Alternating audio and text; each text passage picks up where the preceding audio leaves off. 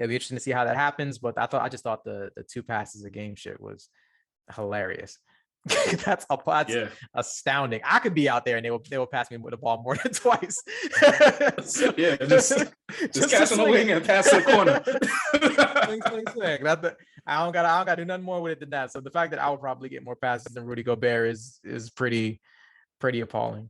But, let me put you on game.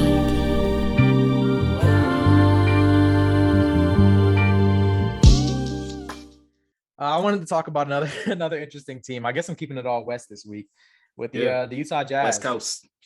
With West Coast. This is the most anti. You can put those W's down. This is the most anti West Coast ass team I could possibly be talking about. And the Jazz. Absolutely appalling stat came out this week about Donovan Mitchell and Rudy Gobert. Donovan Mitchell only passes to Rudy Gobert an average of twice per game. That's not assists. He literally passes him the ball an average of twice per game. There's a viral clip going around of Rudy, I think it was a Warriors game of Rudy having Clay sealed in the post. So all Donovan would have had to do was just pass it to him and he would just turned around and dunked it, most likely. But he just waved him off and told him to come out to the perimeter. So it was like, nah, you're not getting that big fella. Come out and set this screen real quick. So it's just, it's what we do on this podcast. We look into things a little too much because, we're bored as fans and we want to find storylines where there aren't any. But it does kind of fuel the rumors of the divide between the two.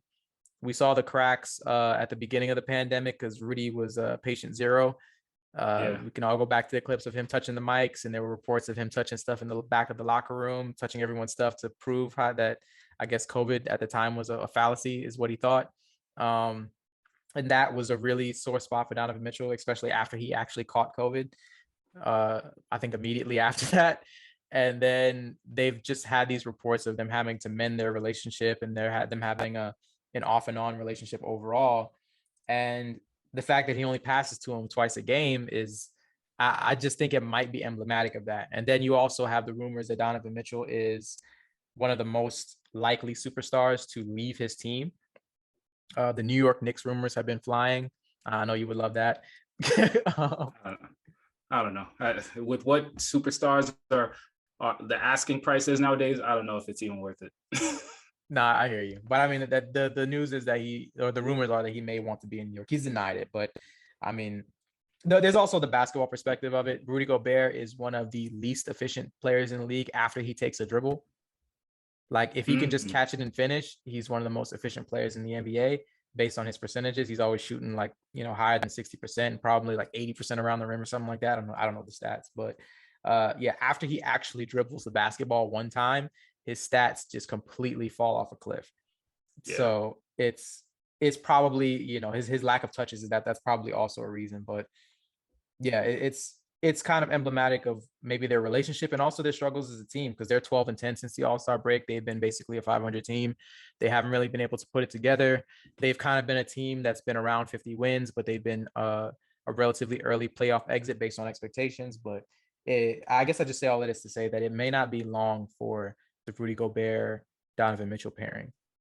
Rudy Gobert has a huge contract, so I don't know if they're going to try to move that or if Donovan Mitchell will be out, but I wouldn't wager that they will be together within 2 seasons from now. Like 2 seasons from now, I don't think they'll be a pair necessarily. So it'll be interesting to see how that happens. But I just thought the 2 passes a game shit was hilarious.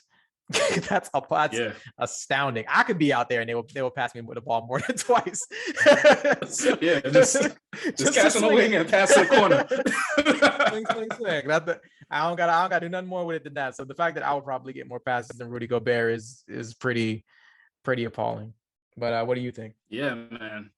It's funny to hear that because it flies directly against this recent quote that we have on Rudy Gobert, where they asked him about this situation, not necessarily the passing, but they said he went on to say that, they're keep looking for ways to split us up and create narratives and break us up and this, that, and the third.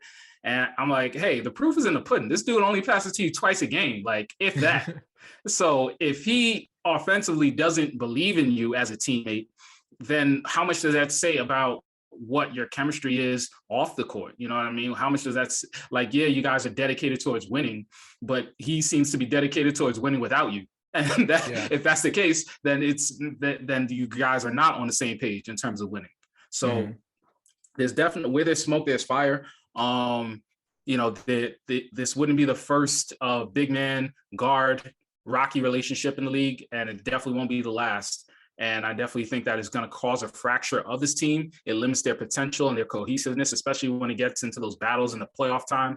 All it takes is a couple, possessions where Rudy Gobert has to run on the 3-point line to defend somebody, and he misses a coverage or they knock down threes against him before they, really get exposed. Then Mitchell has seen enough, but not a lot of leverage as far as Mitchell being able to, seek a trade unless he just waits for free agency. So it's going to be interesting to see what happens, as always.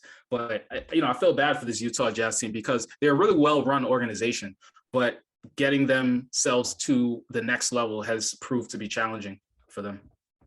Yeah.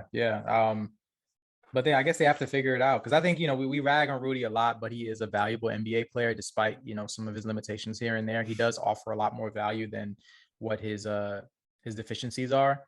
He's obviously a defensive player of the year multiple times. So he offers a lot of value. It's just, I guess, the fit with Donovan Mitchell may not have the ceiling that they thought it would have based on the talents of the two.